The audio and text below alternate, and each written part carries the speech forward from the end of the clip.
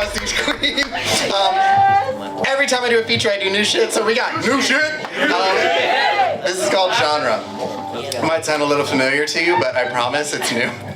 Let's go. Oh my goodness. My dad is a bodybuilder. Biceps so big he can't touch his shoulders, sometimes has to turn sideways to get through a door. He shows me video games. Pixelated blood and guts splattering into cathode ray enchantment. I am way too young. I should not be playing these games. Harry Mason finds his daughter. Leon Kennedy saves Claire and Sherry. Joel risks everything for Ellie. Men who show up in ways I never thought a man could. Jill escapes the nemesis. Aya defeats Parasite Eve. Heather Mason kills God. I find it endlessly entertaining to see something so small take down something so big. Femmes who never asked to be fighters, fighting anyway. My brain protects me from the exact moment, but around the same time I got scared of my dad, I got very good at video games. I went from feeling protected by someone so much bigger than me to feeling my way through the house, hyper-vigilant of creaking boards, the gore on screen, and easy escape from the violence in my home. Survival horror is a genre in which a vulnerable protagonist survives in a terrifying place with limited resources.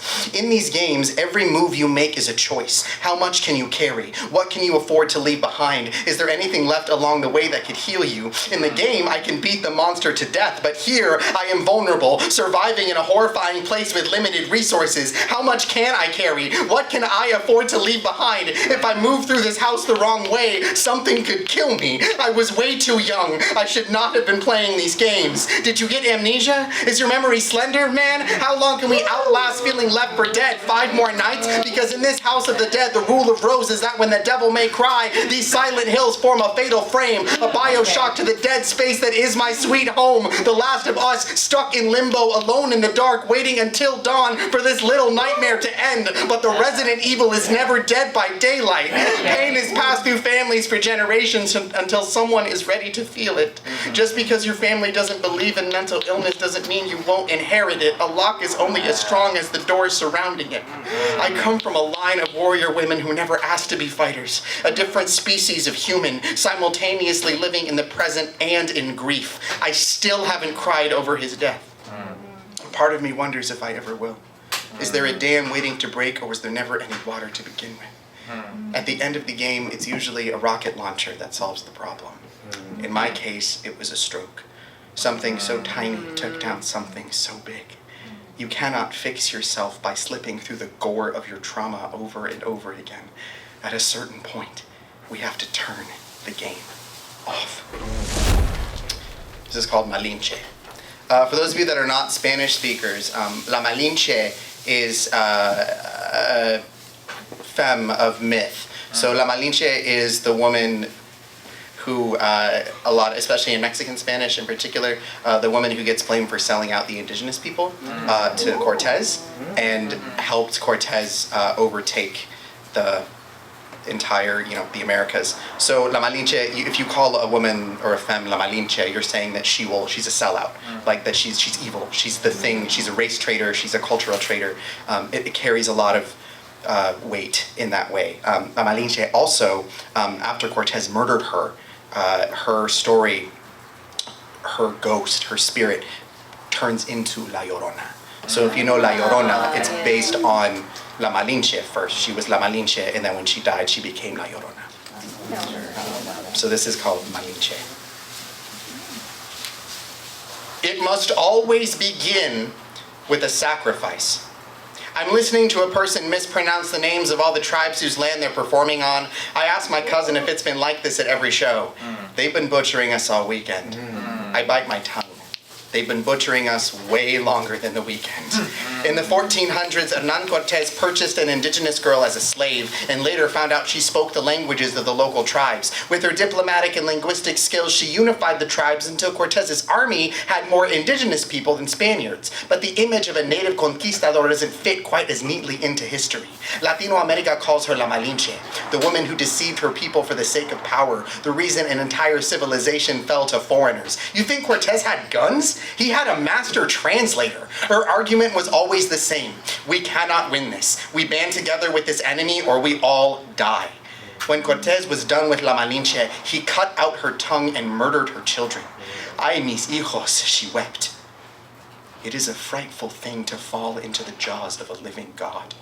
There is a world where La Malinche united the tribes under her, where she led her own conquista, crying, "Ay, mis hijos, listen and follow me." A world where the great dying never happened, where the natives banded together and sailed east, where Tenochtitlan never sank into the sea. A world where Hernan Cortez is a footnote in our new history, where King Ferdinand is sacrificed to the sun gods, his still beating heart ripped from his chest, his body tumbled down the steps of the Royal Palacio in Madrid by a native girl who learned the hard way that the only way to create with the Spaniard is by turning him inside out. La Malinche as their leader, La Mujer, La Conquistadora, the native girl sold to Spaniards at 12, a slave saved by her tongue. What is the name of the dimension in which they are native gods to take me home? Because I live in this world, this reality, where it's more convenient to blame the femme with the golden tongue and not the man whose gold bought her, where a white nun beat my abuela up a flight of stairs when she was 15 and her appendix was rupturing, where my abuela was drafted and exposed to Agent Orange, where a record number of Latino people voted for their own conquest in the last election. How many ways can you abandon yourself? I thought learning Spanish would deepen my connection to my family history, but I was only training one colonizer's tongue for another. Now I'm learning my indigenous language. In this tongue, there are no words that exist to describe how the world is collapsing, how the stars in winter freeze to the back of the sky, how eventually I won't be able to see my breath in the cold. I'm just now learning to make memories in Apache. I do not know this tongue well enough to be a poet, but I want to be, but I want to be, but I want to be. Ay, mis hijos. The cold and the stars are the only promises that have ever made sense. Okay, we're done with the new shit. Now we're on to memorized shit. Remember shit? Ooh, remembered shit. Shit remembered. Remember shit. Okay.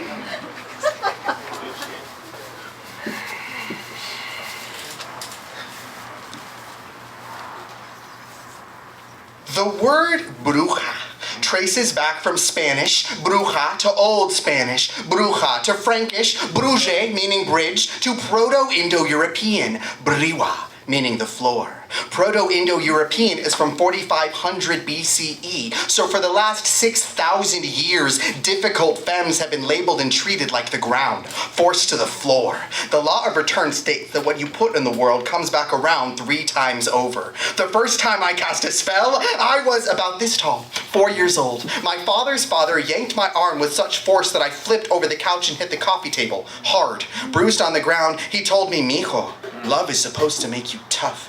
Then, as if a voice from the future possessed my mouth, the incantation was simple. Te sobreviviré. I will outlive you. A dangerous spirit vibrating at an unstable frequency. You cannot count on trauma to unite your family. Te sobreviviré. Proof that powerful femmes cast dangerous spells. How do you begin to reclaim your family bloodline? How do you begin to decolonize your inheritance? I open my mouth and my grandfather's ashes tumble out. Even in death, his presence casts a shadow in the room. Femininity is a constant state of creation and destruction. Survival is more than just an event. It is a state of being. One by one, I've watched the femmes in my family outlive their husbands. What you put in the world comes back around 3 times harder. For so long, containing myself was so exhausting until your passing finally set me free. So call me what you like. Tranny, faggot, bruja. Call me what I am. Queer, femme, bruja. I speak this incantation for the femmes, the ones with side eyes cut so sharp their side eye can make a man bleed to death. Te sobreviviré. To the girlies in her leather and lace come together to make combat boots. Like my favorite pair of heels, I'll stay strapped with brujeria beyond your comprehension. Quizás no puedes entender mis palabras, pero you will feel their impact in a country where there are 271,000 reported missing women, where parents would rather have a dead kid than a trans kid, where ICE has spent $500 million purchasing warehouses to expand its detention capabilities. Te sobreviviré. What is a wound to a flower that's been plucked by its roots? And what must we do to bloom? Put those men in the ground. Not a threat, but a prophecy. So femmes, listen up. To apply winged liner, set your intentions. Gently follow the contours of your face upward like a black candle. Draw a straight line from your tear duct to the edge of the wing to form an isosceles triangle. We overthrow. Blink twice. Men at midnight. And to the machismo that feels called out by this brew.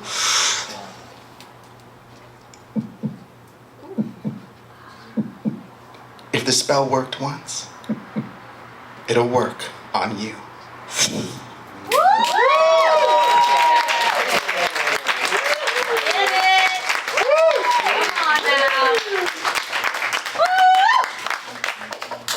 And I guess this will be my closer. So, thank you, everyone. I know this night started wild, but we're here. If anything, just take it as a recession indicator. White people lost access to mental health care, so we all need to watch out now.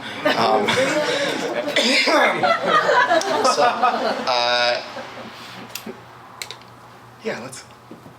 I'm like actively choosing what I want to close on. Okay. Yes. Brilliant.